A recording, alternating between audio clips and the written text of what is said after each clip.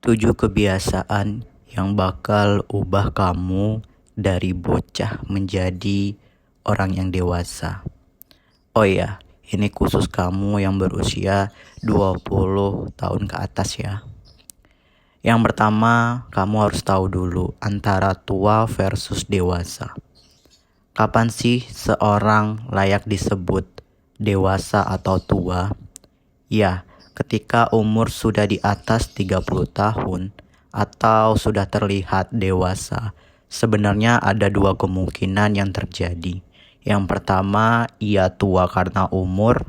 Yang kedua, ia memang dewasa secara pemikiran dan juga secara umurnya. Nah, lakukan 7 kebiasaan ini supaya kamu memang dewasa secara umur dan juga dewasa secara pemikiran. Yang pertama adalah ciptakan kontras. Kontras itu artinya kamu harus bisa banyak membaca buku dan juga berpengetahuan yang luas. Contohnya mungkin kamu pandai bergaul karena kamu akan bisa masuk di kalangan sosial apapun karena kamu memiliki pengetahuan yang luas. Yang selanjutnya yaitu berbicaralah seperlunya. Orang-orang yang suka ngomongin diri mereka sendiri dan mereka yang suka kalau didengarkan itu adalah dua kepribadian yang berbeda. Jadi, lebih baik biarin aja mereka yang ngomong terus, sedangkan kamu lebih baik menjadi seorang pendengar. Karena semakin banyak orang berbicara, semakin banyak dan semakin terlihat bahwa kualitasnya tidak ada. Tapi semakin banyak kamu diam dan mengamati, maka kamu akan tahu ciri khas manusia tersebut. Selanjutnya yaitu perluas pengetahuan kamu. Seperti yang aku bahas tadi, bahwa minimal kamu untuk tumbuh dewasa, bacalah 1 buku setiap bulannya. Kalau memang terasa berat, 2 buku selama 6 bulan. Artinya per 3 bulan kamu bisa menyelesaikan 1 buku. Agar pengetahuanmu terus berkembang dan juga kamu dapat masuk dalam kalangan apapun untuk berbicara. Yang selanjutnya yaitu kembangkan kepribadianmu. Cobalah untuk melengkapi dirimu. Kalau kamu seorang introvert, jangan cuman bersaing di rumah saja. Carilah teman, mulailah bersosialisasi. Ekstrovert yaitu orang yang mampu bersosialisasi dan juga memiliki kepribadian yang tinggi. Sedangkan introvert ia menganggap dirinya serba kekurangan.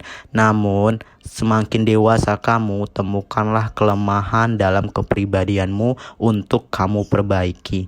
Semakin baik social skill yang kamu miliki, tentu akan sangat membantu dalam melakukan network. Selanjutnya, orang yang dewasa yaitu memiliki tanggung jawab yang penuh, terutama dalam hal keuangan, mengatur pribadi hidupnya, dan juga pola hidupnya. Orang yang dewasa tidak akan asal menambah hutang yang ia konsumtif.